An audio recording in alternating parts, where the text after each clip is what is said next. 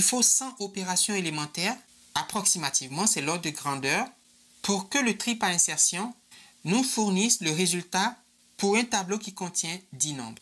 Si vous avez n égale à 1000, ça commence à faire beaucoup. Il faut à peu près 1000 au carré, ça fait 1 million.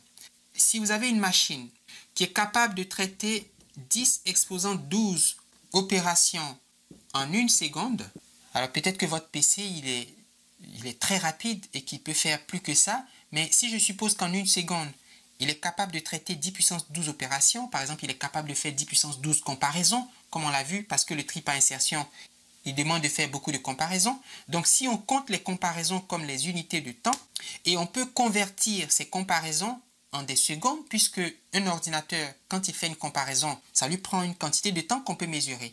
Ça veut dire qu'une comparaison prend 10 puissance moins 12 secondes. Ah, mais si vous lui donnez un tableau qui comporte 1000 nombres et que vous lui demandez de trier, il lui faut ON carré, c'est-à-dire 1000 au carré, donc 1 million d'opérations élémentaires. C'est T de n divisé par 10 puissance 12. Donc ici, c'est n carré divisé par 10 puissance 12. Et vous remplacez n par 1000, vous faites le calcul, ça vous donne le temps en secondes pour pouvoir trier un tableau qui comporte 1000 opérations. Si vous utilisez le tri par insertion, ok. Je vais terminer en disant un mot sur les opérations dites élémentaires ou les opérations primitives. Dans l'analyse asymptotique d'un algorithme, il faut définir les opérations qu'on va comptabiliser pour déterminer l'expression de T de n. Nous allons les appeler opérations primitives.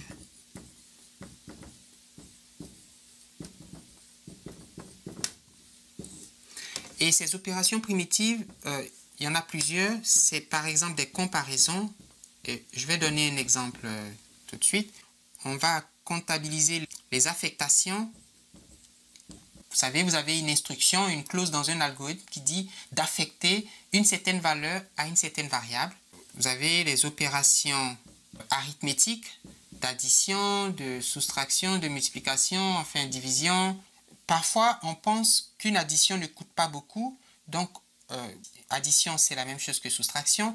Certains vont dire, oui, mais une multiplication même est comme une addition. Bon, c'est un peu plus compliqué, donc on peut regarder la multiplication comme une opération suffisamment complexe pour qu'elle puisse être prise au sérieux. Donc, si je vois une multiplication dans un algorithme, je vais la comptabiliser parce que ça prend du temps une multiplication. Et ça va dépendre peut-être surtout de la prépondérance de l'opération primitive dans l'algorithme. Si les comparaisons sont beaucoup plus nombreuses dans l'algorithme, alors je vais mesurer le temps d'exécution en comptant les comparaisons. Si au contraire ce sont les multiplications ou les affectations qui sont les plus nombreuses, alors je vais les prendre.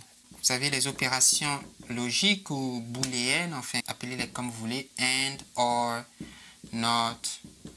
Donc voici un exemple pour i égale à 1 et i inférieur ou égal à n et i plus plus.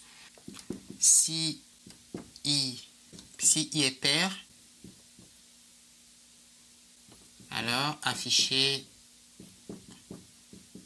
A, sinon afficher B. Et puis retourner un code d'erreur à l'environnement du programme. Voilà un bout de programme qui fait une chose très simple. N, c'est évidemment un paramètre du programme, hein. Donc N, c'est l'input. L'indice I, il commence à 1, il va varier jusqu'à 3. Et vous voyez, I++, ça veut dire incrémenter la valeur de I. Donc ici, I vaut 1.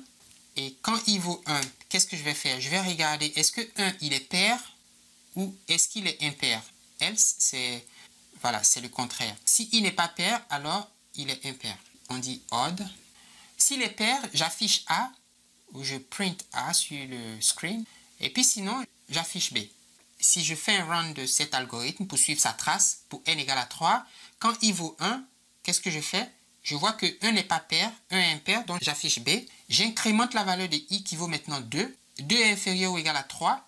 Est-ce que 2 est pair? La réponse est oui, donc j'affiche A. J'incrémente la valeur de 2 qui devient maintenant 3. Est-ce que 3 est inférieur ou égal à 3? La réponse est oui. Est-ce que 3 est pair? La réponse est non. J'affiche B. B. Là, je sors de la boucle parce que si j'incrémente, 4 est supérieur à 3. Donc, je ne vais pas exécuter cette instruction.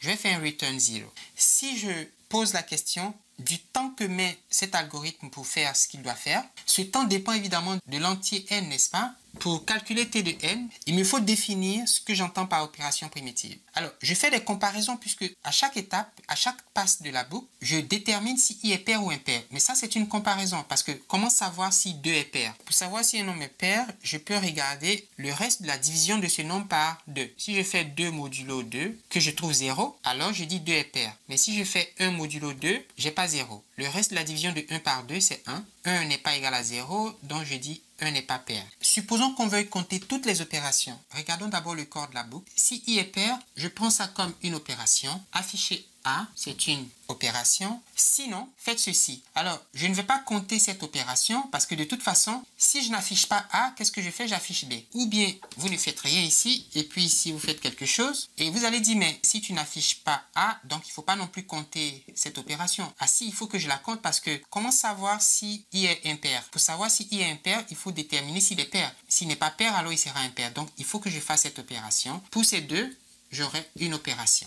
Et puis, le return 0, c'est une instruction. Donc, je prends ça comme une opération. Donc, le corps de la boucle contient 1, 2, 3, 1 plus 1 plus 1. Ça fait 3 opérations élémentaires, si on peut dire. La boucle va tourner n fois parce qu'elle va de 1 à n. Donc, vous avez 1 plus 1, ça fait 2. Lui, il n'est pas dans la boucle. Hein. Lui, il est juste après le for. 2 multiplié par n parce que la boucle tourne n fois, plus la dernière instruction. Si bien que t de n, c'est 1 plus 1, ça fait 2, ça fait 2n plus 1. Alors, ce bout de code qui fait quelque chose de tout à fait trivial, il a un temps d'exécution qui est facile à comptabiliser d'après les conventions que nous nous sommes données. Donc, il y a 2n plus 1. On peut représenter les variations de cette fonction qui est une droite. Si on prend des inputs n supérieur ou égal à 1, quand n vaut 1, il vaut 3, donc il est ici. Quand n vaut 2, il vaut je ne sais pas combien, 5, etc. Donc